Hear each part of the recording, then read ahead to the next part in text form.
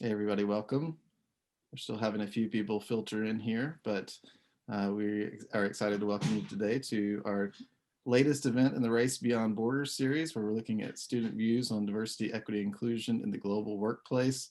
I'm Trevor Williams with Global Atlanta. And again, we'll have a few minutes before we start in earnest, but right now I'm going to turn it over to Amy Hendry from Georgia Tech, who's going to give us some welcome remarks and just tell us what's going on here and what we're doing.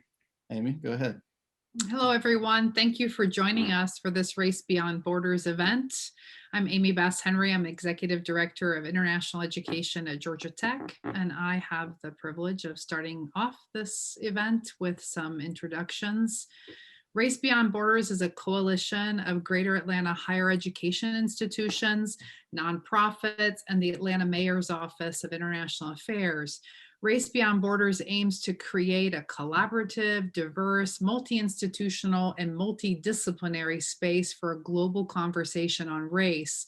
It also aims to be a public-facing scholar and activist network. I was just in a webinar the University of Geneva hosted this morning, and one of the participants from the University of Cape Town in South Africa said, students have to find their voice before they can start their action. So Scholar and Activist Network is what RBB is. It's coordinated by the Atlanta Global Studies Center, and the Atlanta Global Studies Center is co-led by Georgia State University and the Georgia Institute of Technology. What we're aiming for today is a conversation. We want it, like all of the Race Beyond Borders events, to lead to concrete plans and actions to combat systemic racism. Atlanta is a global hub. In the business arena in particular, we see that corporate initiatives on diversity, equity, and social justice are intersecting in new ways with the company's mandates to cultivate a culturally competent workforce.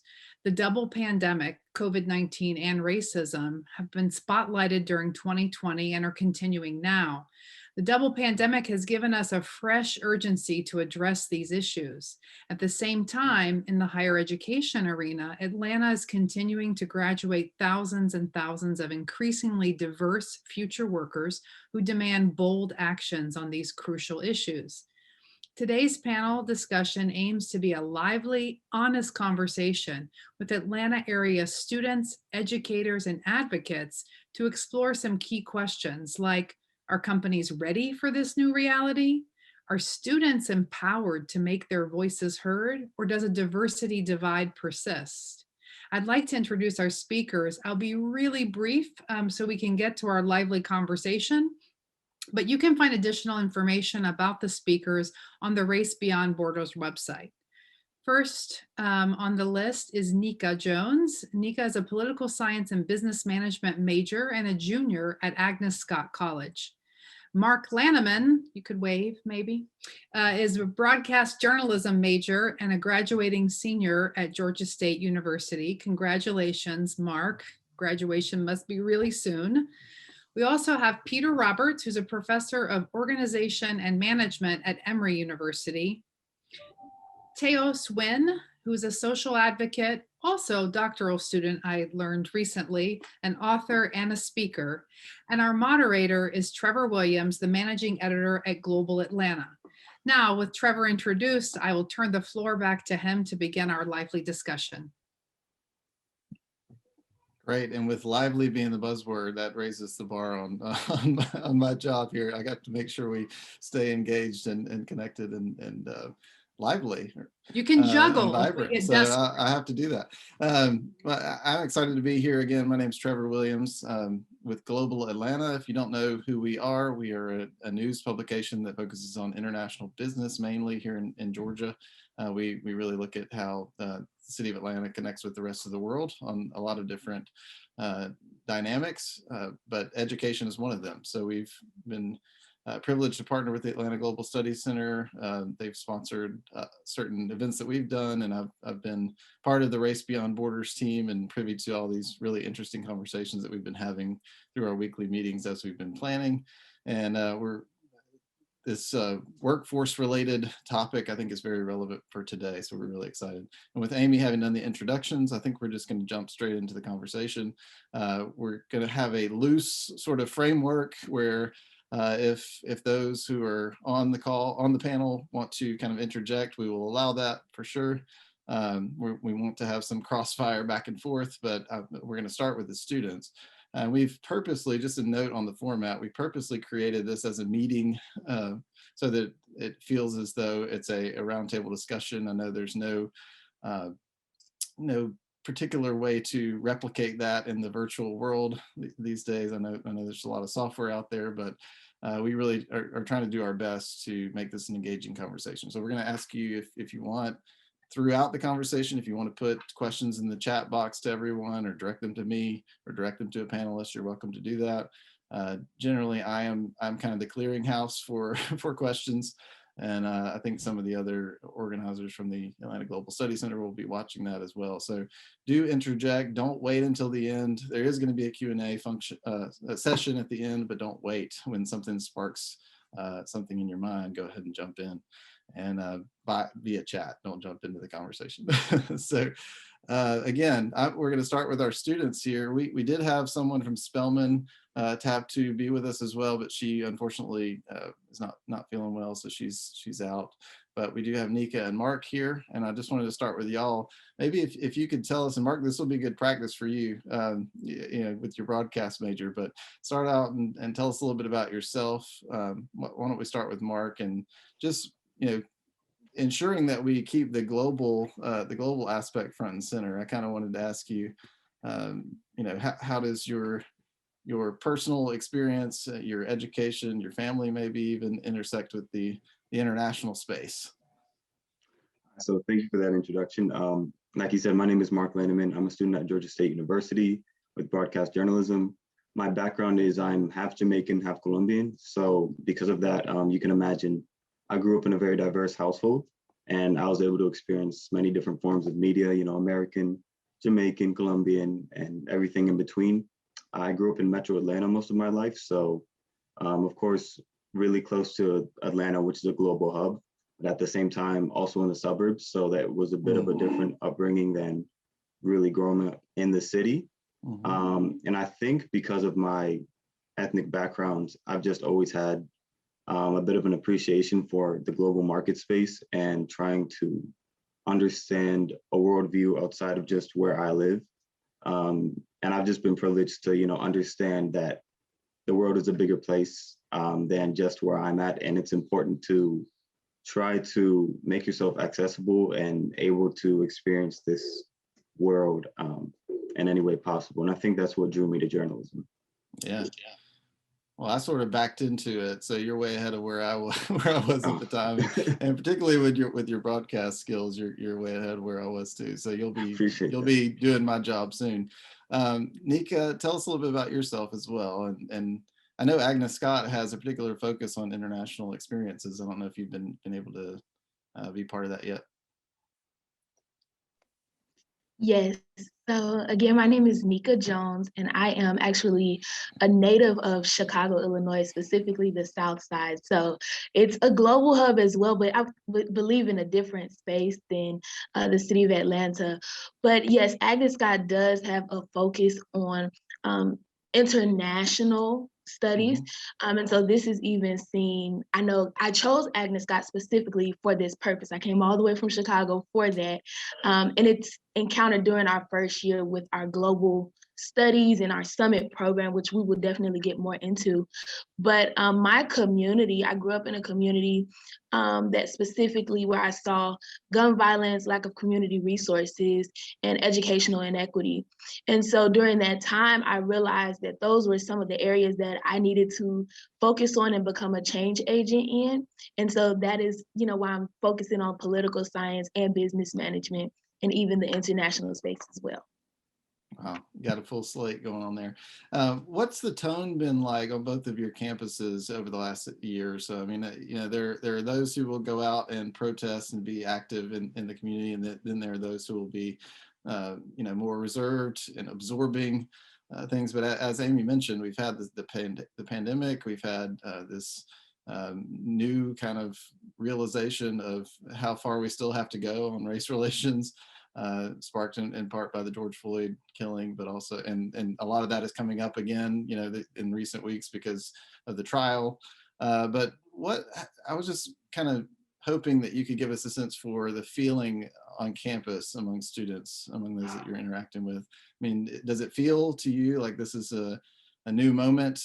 Do you feel like students are being more engaged? Do you feel like the conversation has permanently changed?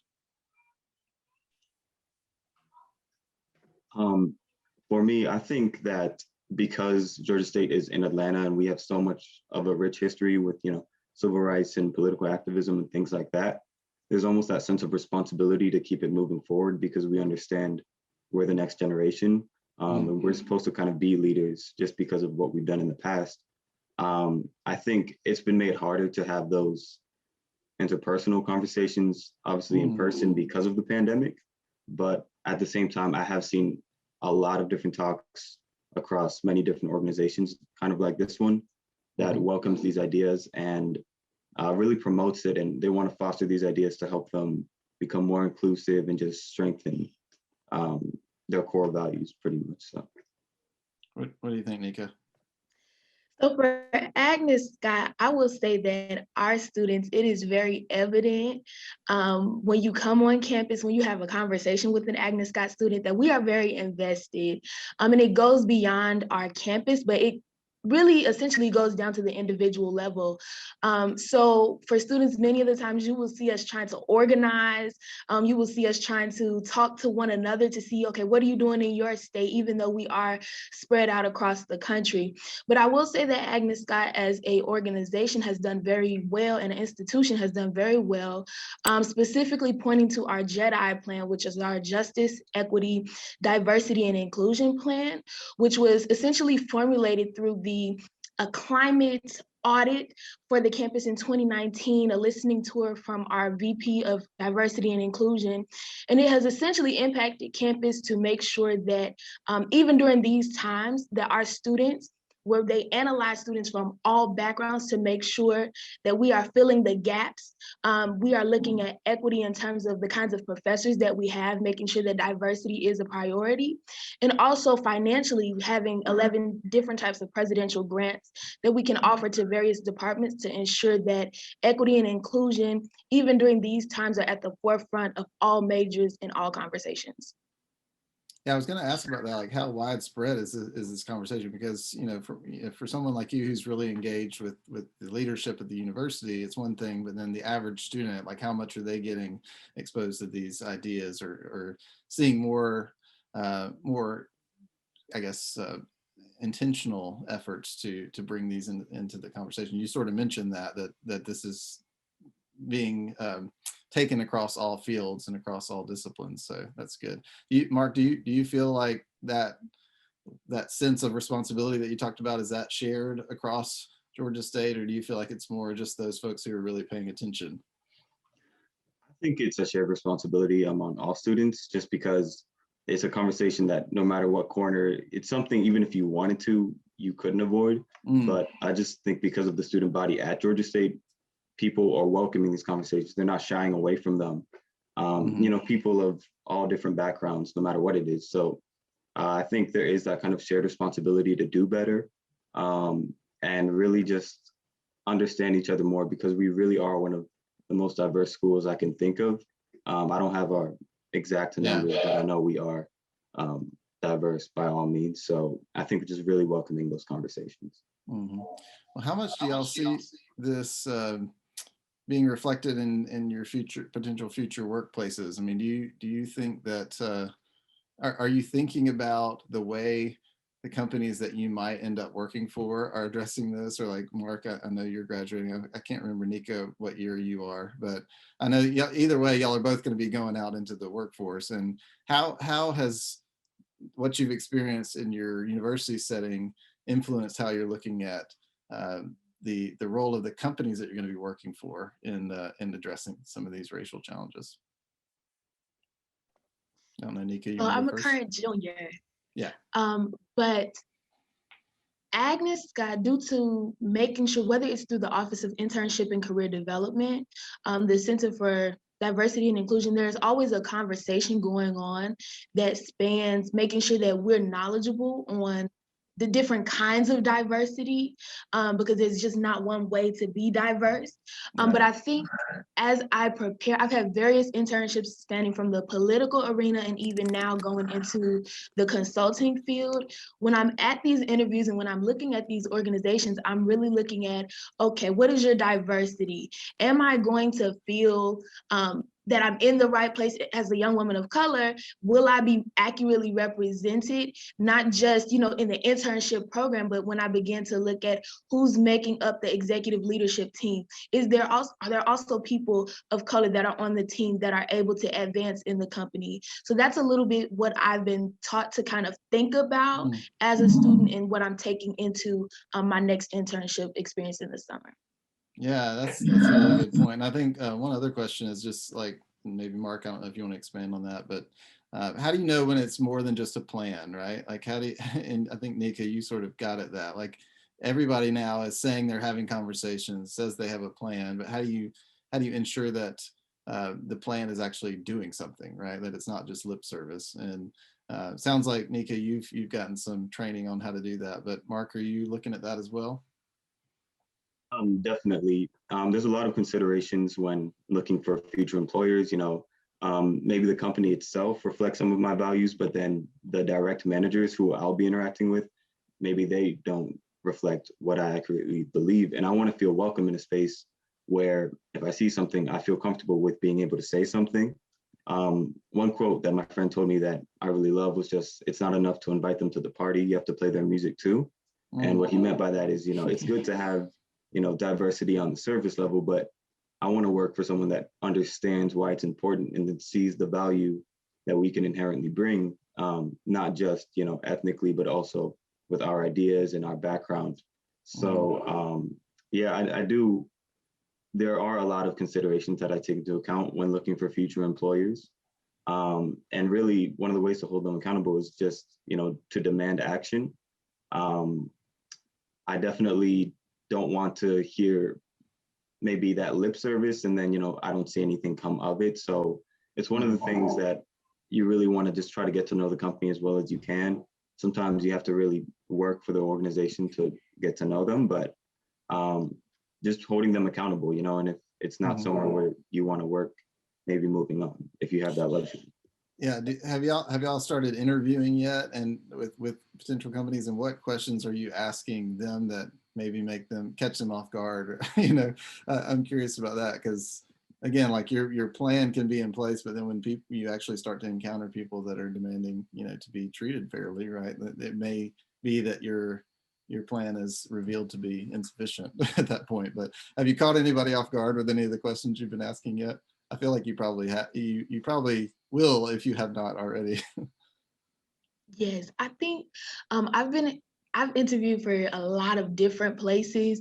And one question that I always make sure that I ask is if their organization has some type of employee resource group.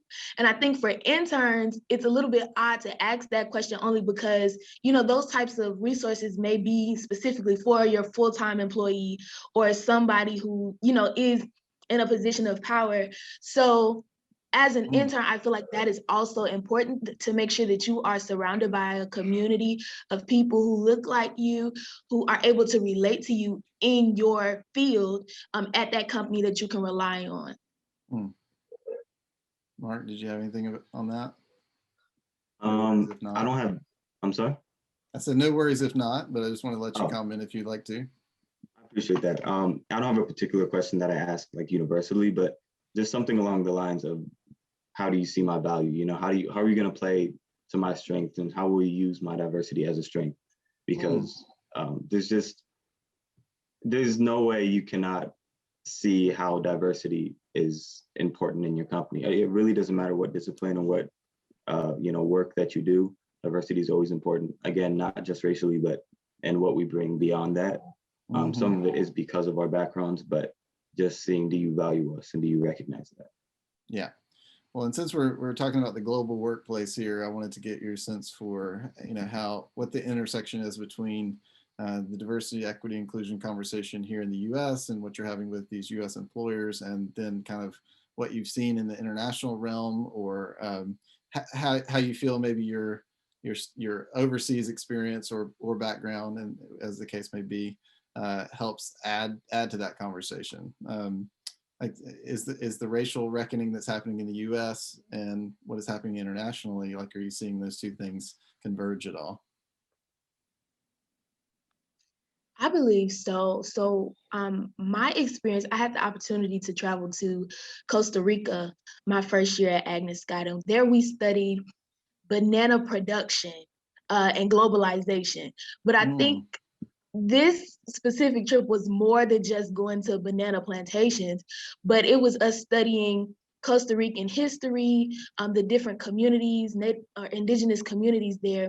And I think we're taught about the isms, so classism, ableism, ageism, those types of things that we see in the United States. But then even as we traveled to Costa Rica, and learned about globalization, we saw that the isms were also evident during our trip as we talked to young people at a place called Earth University, or as we went into the museums, as we went to the churches, as we went to just walk down the street and had those basic conversations. We saw that there are still marginalized communities and there are still dominant communities even outside of the United States.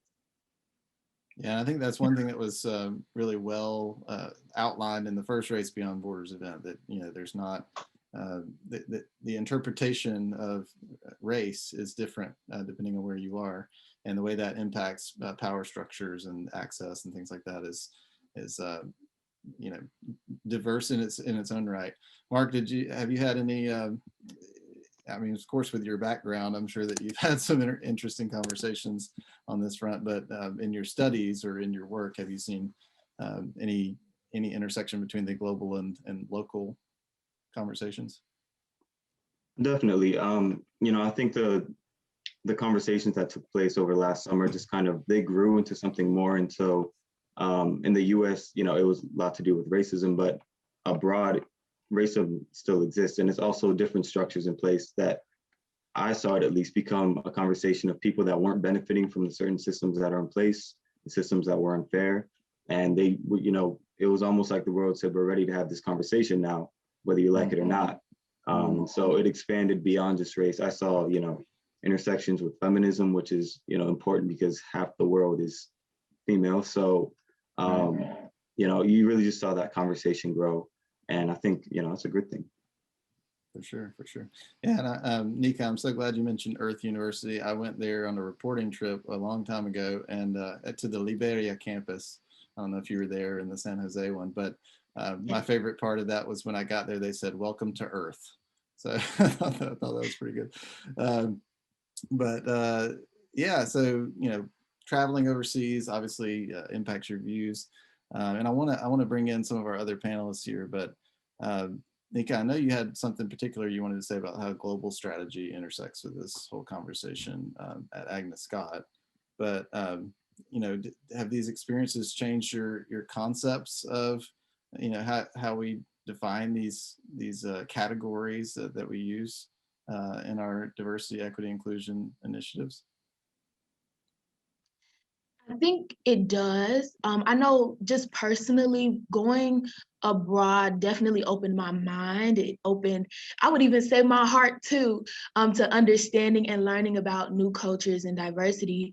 But through our summit curriculum, starting with our first year, global diversity, education, leadership, it's all intertwined in Agnes Scott's 4 years. So we see it when we're taking our global and leadership classes. We see it through our sophomore leadership experience, where we're teaching students how to be leaders and lead and work with diverse communities and employees, employers. So we are seeing the strategy starting now instead of starting when you're a junior or a senior, because I think then it's a little bit too late. And so I think Agnes has done a wonderful job at making sure that students are prepared beginning in that first semester of their first year. Yeah, for sure. What about you, Mark? Anything else to add? Yeah, I've seen us being very more intentional in trying to get people to study abroad because we recognize the importance of it. I think it was a few months ago, we started this initiative to give people who have never gotten their passport before, getting it for free. Just something to urge people to travel once it's safe to travel and things like that. And kind of to Nikka's point, I just think it's so important when you travel because you gain perspective and you gain things you can't gain in the classroom. And at least as a journalist, I think you'd agree, the most important thing we can have is perspective and understanding, because, you know, we're kind of trying to relay stories to a wider audience. That's not our story. So Yeah, really understanding just, you know, how different countries perceive race and things like that, it's super important. And it just helps you find what you want to do, I think, sometimes in life. So study abroad is really important. yeah, and I think we can talk a little bit more about access on that front too, as we bring some of the faculty members in later, especially Amy. You know, and I'm happy if somebody gives me a link or something, let me know, because I think that passport initiative is great, and that Global Atlanta has a little bit of funding we can throw at that. So let me know. Definitely want to do that, because I've experienced that as well, Mark. Just the changing of your perspective, and even when when you think you know the basics of a certain issue, when you experience it from the other side, it sort of challenges what you thought you knew. And I remember just a quick story. I remember going to Nuremberg, where the Nazi Party had its rallies, in the 30s, and that was also where the anti-Semitic laws were codified, right, and put into law. And I was the representative of Atlanta on a group of journalists from the Nuremberg sister cities around the world. So everyone was asking me about Martin Luther King and the civil rights movement.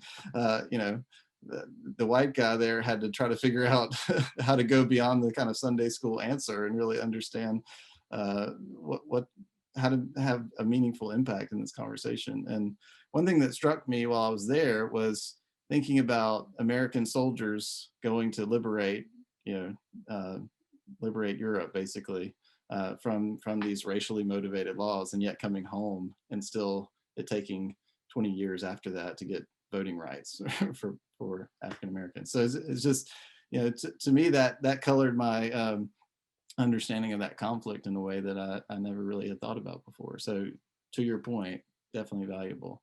I wanted to bring in Teos right now. Teos, you've worked on the Millennial Civil Rights Campaign, and also you're the founder of the Perfect Love Foundation. I don't know if you want to talk a little bit about what you do as an activist and what you're studying as well. And then I want to ask you a few questions just about how maybe, I think we're about the same age, so like how maybe our generation thinks about these things versus those that are coming out of school, because you're sort of straddling the two worlds right now. Absolutely, and I appreciate it. First and foremost, thank you for having me, Trevor. Great job staying lively. Think you're doing a good job so far. I'm working on it. And in terms of the work that I do, so to your point, my name is Teos Nguyen. I had the pleasure of founding Perfect Love Foundation after doing a series of mission trips. We've been talking about the importance of diversity and traveling abroad.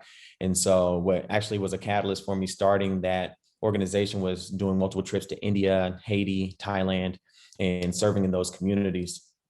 Additionally, where just diversity is concerned and having a different perspective, I do have a unique background in growing up military. And so I was born in the state of Georgia, so I am homegrown, Georgia raised. However, at 6 weeks old, I moved to Panama in Central America. And so I only spent 6 weeks here in Georgia, left, went to Panama. Since then, once again, growing up military, I spent time in Kansas, Tennessee, North Carolina. And so I've traveled all over the world and settled back down in Georgia in middle school. And so in terms of going abroad and just being able to gather that perspective and knowing the importance of having a really diverse perspective, it's definitely vital.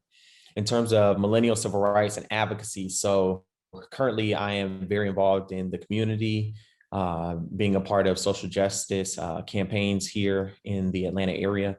And so in terms of millennial civil rights, in 2019, on the 55th anniversary of the 1964 civil rights Act, had the pleasure of starting what was called then the Millennial Civil Rights Campaign. Since that time, we've kind of dropped the word campaign because it didn't stop. Normally campaigns have a definitive start and finish. It kind of grew into more of a movement for us. And we were fortunate to hit the ground running. The catalyst was just really looking at the state of our country at large. And in doing so, I knew that I needed to have a response. But at the same time, I knew that the response that was needed was larger than myself. And so that's why we did millennial civil rights, not solely for the millennial generation, but just to highlight the ability of our generation to have a response in this time. I also felt like there was a bit of a disconnect between the iconic civil rights era that we read about, hear about, and have studied about in current day. And I love what individuals have said when they say that if you ever wondered what you would be doing, what you would have done during the civil rights movement with Dr. King and all these great icons, it's the exact same thing you're doing right now today. And so we wanted to hit the ground running. We were fortunate to get our first public endorsement from the late, great Congressman John Lewis, who I had the opportunity to work with and staff, and phenomenal experience, as you can imagine. And so we hit the ground running. Yeah, I wanted to jump in here. It. Sorry, but I wanted to ask you how you see. I think I've seen some of your other interviews, and I think it would be interesting to kind of bring in this perspective. How do you see those two linked, right? Like, how do you see the legendary civil rights icons of old, of which we only have a few left, right? And in your conversations with them, say Ambassador Young, like how do they encourage you for today? How do they see the struggle today as different from what they experienced? Sure. So one of the things is, especially when you bring up Ambassador Young, in my conversations with him, he didn't really see a difference necessarily in what's going on today versus what went on in their generation. What he saw was the hardship experienced by this generation and the task forward, in that in their generation, everything that they were doing was for the purpose of gaining ground. Well, our generation has the unique task in not losing the ground that they gained, but then also pushing forward at the same time. And so it's almost as though we're being challenged on both fronts, whereas they could see the trees before them and just plow that ground for those to follow. Now we have to look behind us and see what's being taken away that they already established, as well as we have to further human and civil rights at large. And so I think our challenge currently is uniquely positioned in that we do have that dynamic, that duality of both working to preserve what they did, as well as to move the baton forward in our generation. Yeah, and you're doing this from Atlanta, which of course is heralded for its role in the civil rights movement, and of course, adopted the slogan "City Too Busy to Hate" and all that. And one of the foundational questions we've had in this Race Beyond Borders series is, how much of that is marketing, right, and how much of it is reality. I mean, of course, I think you can objectively say that Atlanta was better off than some other places in the South. In the thick of the struggle, right? But and that it did birth, some of the titans of the movement, right? And that Sweet Auburn neighborhood played a big role in that. So there's certainly a baseline level of truth there, but I wonder how well we are living up to that that moniker at this point in time. And I wanted to know if you had any thoughts about that, and particularly in the context of this conversation of, hey, this city is growing as a global business hub. And right now we're seeing companies come out and take very public stances on issues related to civil rights in ways that maybe we haven't before. So I don't know, maybe we're waking up in some ways. I don't know. Debatable, right? Here's the thing, that slogan, a couple of years ago, I wanted to do this movement in Atlanta called Unify Atlanta. And then on the state level, we actually did do Unify Georgia, which was creating a day recognized in the state of Georgia to promote unity, equity, and equality, and to stand against division. And so the interesting thing is, where that particular slogan is concerned that you referenced, a city too busy to hate. During that time point, one of the things that I was trying to do is to revive and say a city still too busy to hate. But then here's the difficulty with that. What happens when you're no longer busy? What happens when you're no longer too busy, right? What about when you have the idle time? And so the flaw with that statement, especially when you talk about the pandemic and people spending more time at home, not being able to gather, not being able to congregate, what do you do when you're not exactly busy? And so I think what we have to focus our attention on is, yes, recognizing that hate cannot be tolerated. Anything that stands against us creating a more just, equitable, humane, and peaceful world at large, we cannot allow to coexist right now. But I do think we have to be intentional. We can't just wait till we're too busy and we're not looking at that, right? Because even from the corporate perspective you bring up, I feel as though many corporations can say, hey, we're busy. We're focused on what we do well. Mm-hmm. We're focused on delivering this product to the best of our abilities. And that's fine. But I also do believe there is a level of social responsibility that you have as well. Yeah. And so even today, what you're seeing in, I've participated in a number of the rallies and a number of the marches here recently in the city of Atlanta, and spoken at a few of those events. And the sentiment is that right now corporations are being challenged to speak up, to speak out, and especially when we talk about the preservation of fundamental democratic rights, corporations are being asked definitively, where do you stand with this? I think it's twofold. I think on the grassroots and the advocacy side, understanding the pace in which corporations can make decisions, and sometimes it's not as lightning quick as we would like it to be. But then on the flip side of that, I do understand wanting to know where a corporation stands so that you can make a decision as an informed consumer where you would like to allocate your dollars. Mm-hmm. And so one of the things in Atlanta that you saw was that brief pause, if you will, that a lot of corporations took for the grassroots side of things. People really wanted them to speak out quicker and not wait until an action was already done on the state level and then coming out and saying, hey, this is wrong, or we support that. I do agree with what Nikka and Mark were saying too, in terms of speaking out and allowing your voice to be heard. You want to know where these corporations stand. You want to know that they're gonna support you, they're gonna have your back, they're gonna be willing to not only use their voice, but they're gonna allow you to have a voice as well within those organizations. And so I think it's a critical time right now that the business community in Georgia touts all the time that we're #1 for business. Well, I often say, and even at some of the rallies, I challenge the state of Georgia to remain active in the business of social justice then. And so I think we have quite a bit of work to do. Nonetheless, I think we're positioned in a great spot. All eyes are centered on Georgia surrounding these conversations. And so now more than ever, we have the opportunity to really be a beacon of hope and equality moving forward. That's great. Yeah, and I'm glad you brought up the too busy to hate thing, because, clarify this, what happens when we're not busy, because I think I've always had a little bit of a problem with that slogan too, because it feels like, oh, we're so busy that we don't really acknowledge that there's all this that's simmering beneath the surface. We got to paper over our differences because we're making money. And, right. If you paraphrase it in that way, it takes on a bit of a different flavor to it, and it's not really dealing head on directly with the problem. And then we see it rear its head again, and we wonder, why is it back? Right. And potentially it never really left, right? It was just kind of buried.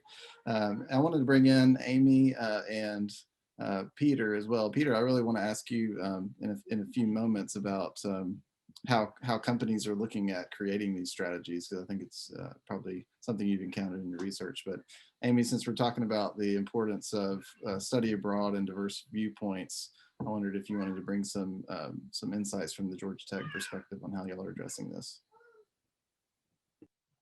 Sure, thanks, Trevor. In terms of study abroad in particular, there are a number of ways to reduce barriers and to expand participation, and many more really than I could possibly talk about.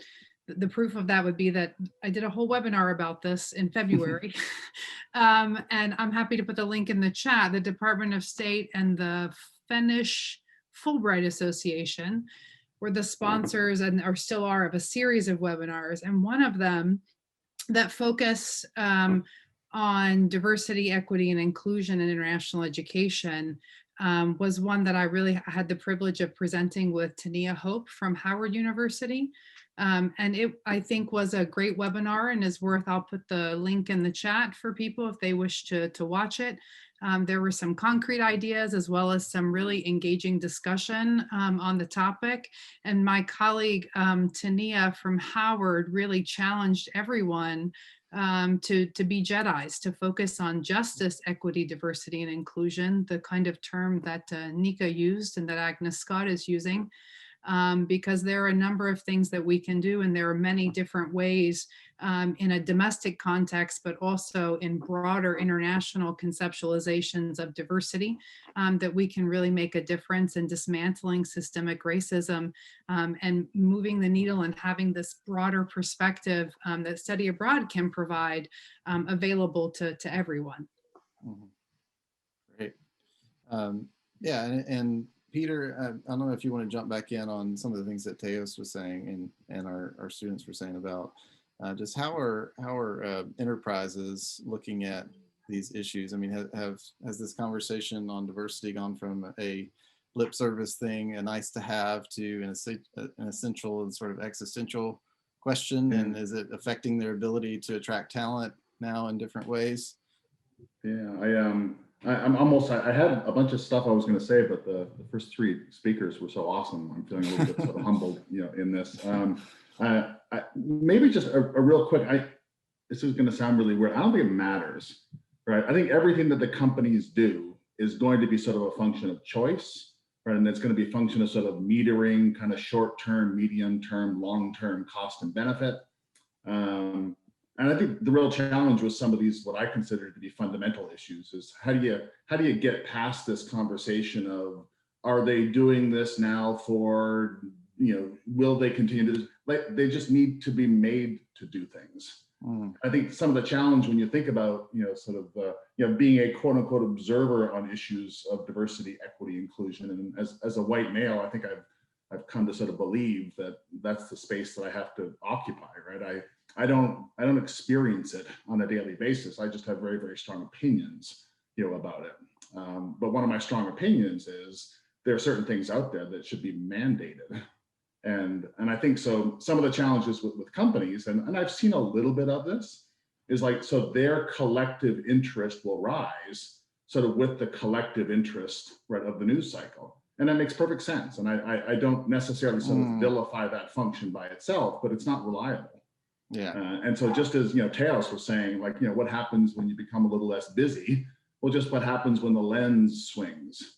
Right. Well, again, as the observer, when the lens swings away, I get to kind of be just frustrated about another social outcome. But if you're female, you're still implicated. If you're Black, you're still implicated. If you're transgender, you're still implicated.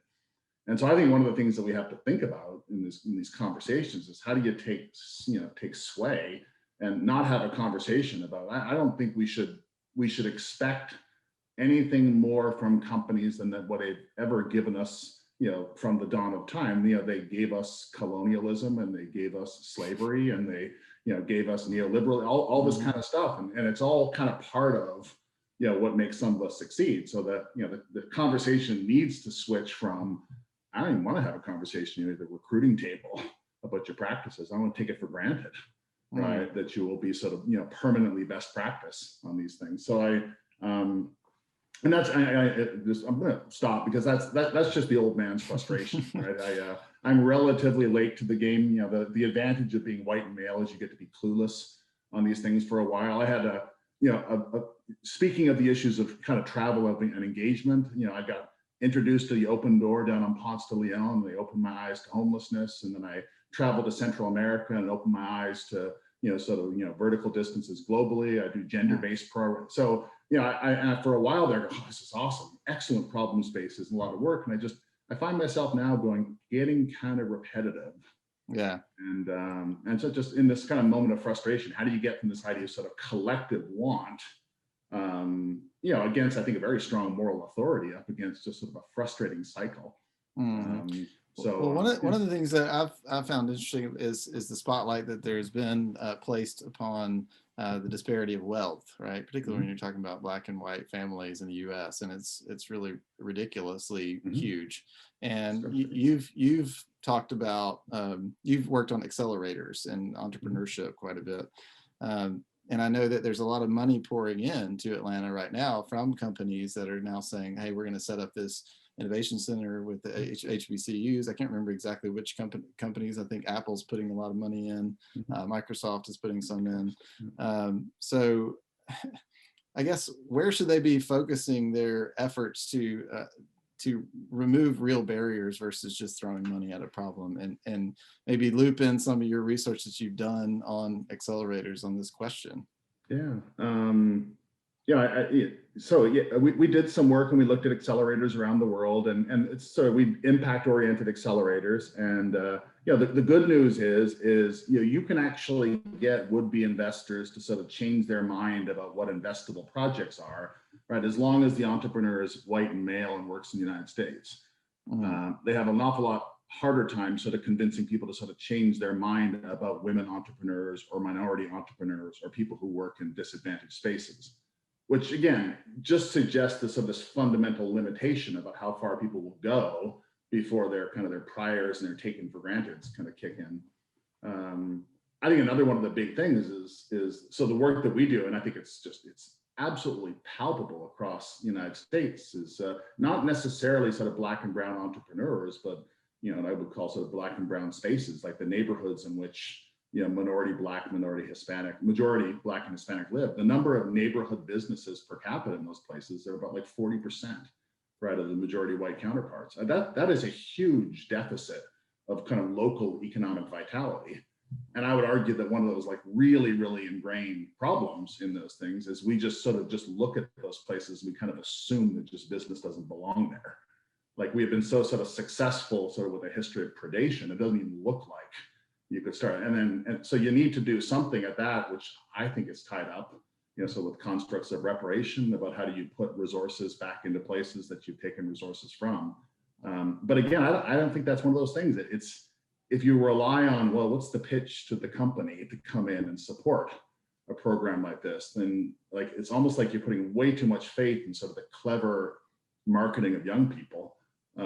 When what you really need someone to stand up. I did some calculations, and 350 majority Black zip codes around the United States, if they had gotten PPP money at the same ratio as their majority white counterparts, $14.5 billion would have flown into these 350 zip codes. So it's like a legacy of predation, like robbed you in a critical period, right, of $14.5 billion divided by 350. Like that's obscene. Yeah. And so I think that I would love a stronger, I don't know. I have a strange faith in markets alongside some of this frustration, but there's got to be something in there that kind of goes like a concerted pressure upon companies to behave in ways that they don't currently want to, right? Is not antithetical to a free market.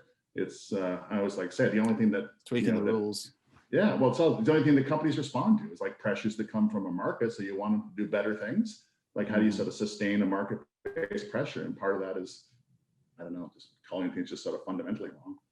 Yeah. Are other speakers, do y'all feel the same sort of frustration? I mean, or do you feel like the needle is being moved at all? I mean, do you feel like, I mean, we don't want to talk about buzzwords and hashtags and things that are popular in the moment, but then like Dr. Roberts said, when the lens swings the other way, tend to go in another direction. I mean, are y'all feeling that same sort of like need that we need to push a little bit harder on the structural side of things, particularly when it comes to companies?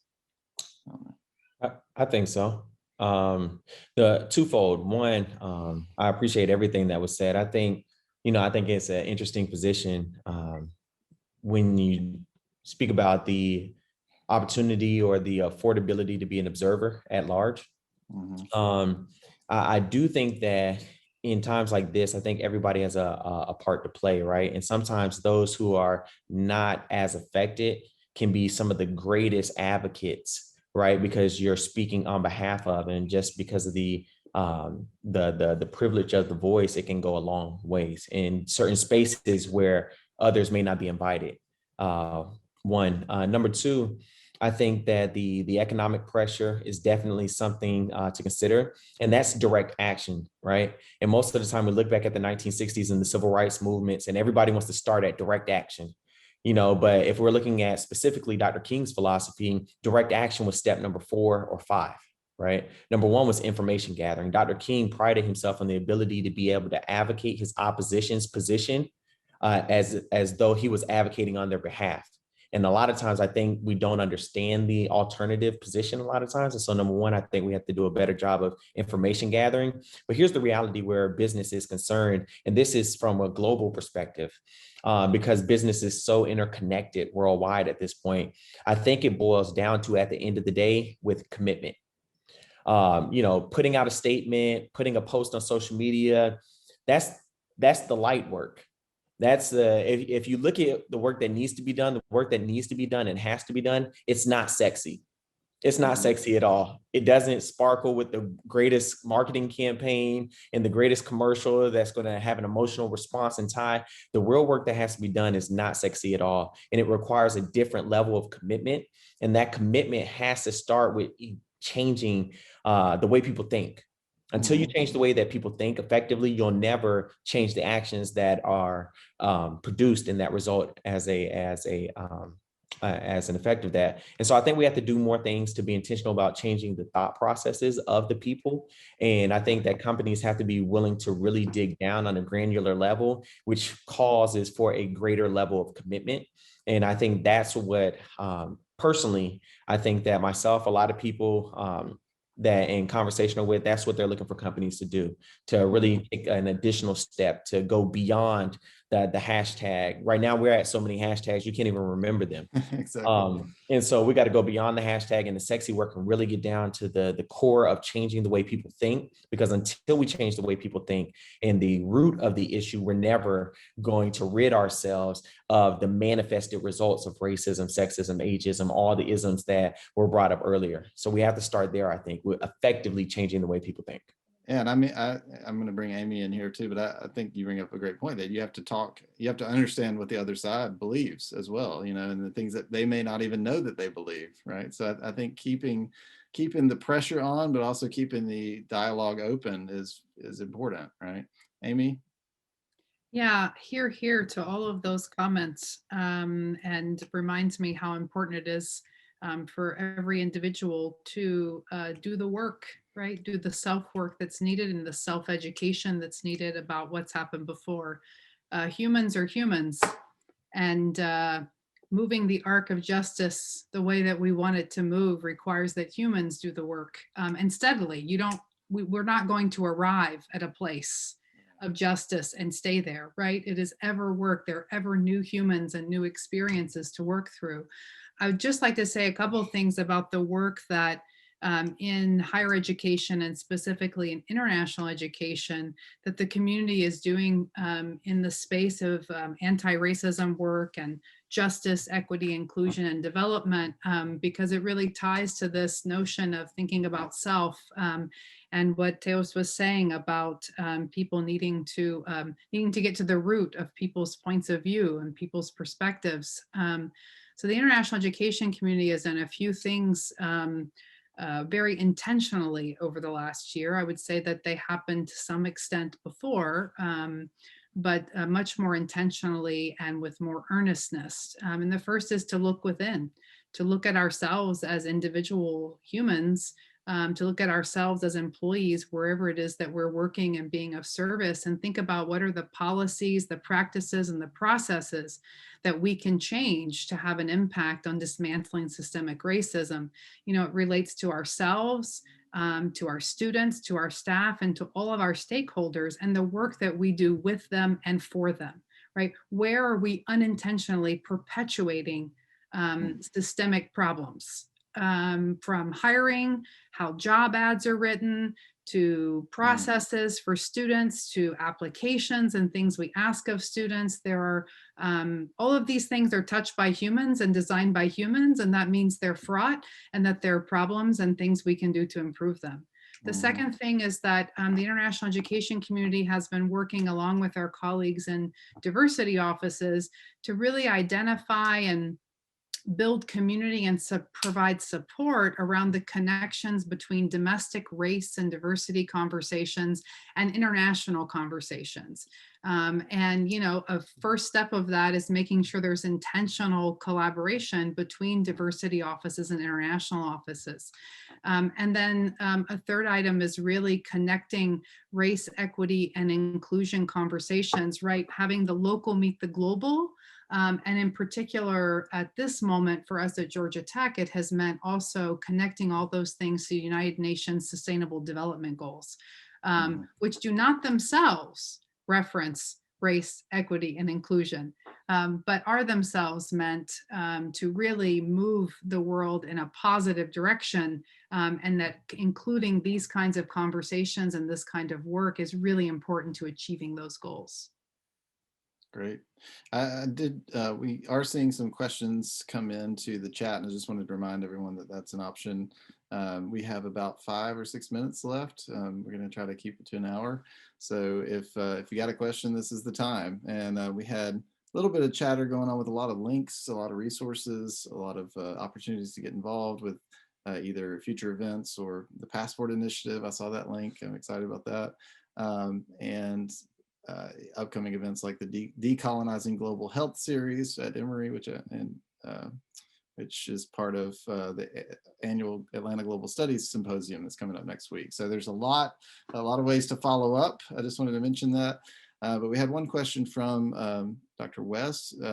She says she'd be interested in hearing from the students on how you see the future of entrepreneurship or self-employment as a factor, because she's hearing from some college students that in fact do not want to engage with corporate entities. They see, you know, this empowerment being, I guess, creating their own enterprise, right? So are y'all looking at that option, or has that, and maybe I don't know if Teos wants to talk about this too, like, are y'all seeing more interest in entrepreneurship as a way to kind of buffer against what these biases that are out there in the corporate world? I think that the entrepreneurship and self-employment route is booming. We are seeing, well, I'm seeing students, particularly at Agnes Scott, but even on social media, they're writing books, they are starting businesses. The level of innovation that students are beginning to emerge their businesses from, it's phenomenal. But part of this is because we are seeing that in our generation, we do have an idea of how we would like, you know, our ideal corporation to treat us, or what we would expect them to act, how we would expect them to act in society. And so I think for us, having our own business allows us, you know, if we don't agree, then okay, we have another option. So you're even seeing some people who are working their 9 to 5s, but they are also having their, what we like to call a side hustle on the side that they can rely on just in case, you know, something goes left in their corporation, or if they are seeing, you know, that they're not being treated fairly, they can go directly to their other source of income and not worry about not having anything or feeling stuck within their corporation. Anybody else want to add anything? And Dr. Roberts, I know you studied entrepreneurs pretty closely, so if you want to add something later too, but Mark, go ahead. Hi, yeah, so I'll try to be brief. I think it goes back to a lot of what everybody's been mentioning, in that I think we're at a really critical time, in that racism in the past was more in your face. It's pretty evident, you know, obvious. Now we're at a time where I think there are some people pushing back by saying racism's gone, you know, America isn't a racist country, things like that. And so you'll hear people push back against certain things that we're trying to make a space for, you know, people of color and minorities. And so I think when it comes to entrepreneurialism, companies now, since we have such a neoliberal marketplace, are just going to kind of move to where the money is in a basic sense. And so I think that if you have your own company, you're able to have that driver of change and that engine of change, that even if that company isn't doing enough action the way that you'd want it to see it, you're able to have something and kind of have your own movement, kind of similar to Teos. And I think it's just really important that we explore entrepreneurialism as an option.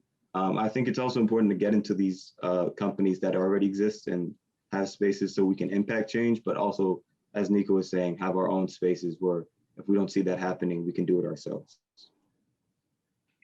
Anybody else want to add anything? Yeah, if I could I just channel that really quickly? Sure. One thing I want to say, even at the most sort of like meta or theoretical level, so there's this construct of incumbency and the construct of entrepreneurship. I always like I said, if you ever look at anything that ever changed things fundamentally, it wasn't incumbent meets incumbent, it's incumbent meets entrepreneur. right? And so whenever you say, yeah, fundamental sort of change. So Mark, your point of how do you sort of infuse like a different reaction function, in there, it has to come through entrepreneurs because incumbents are quite comfortable.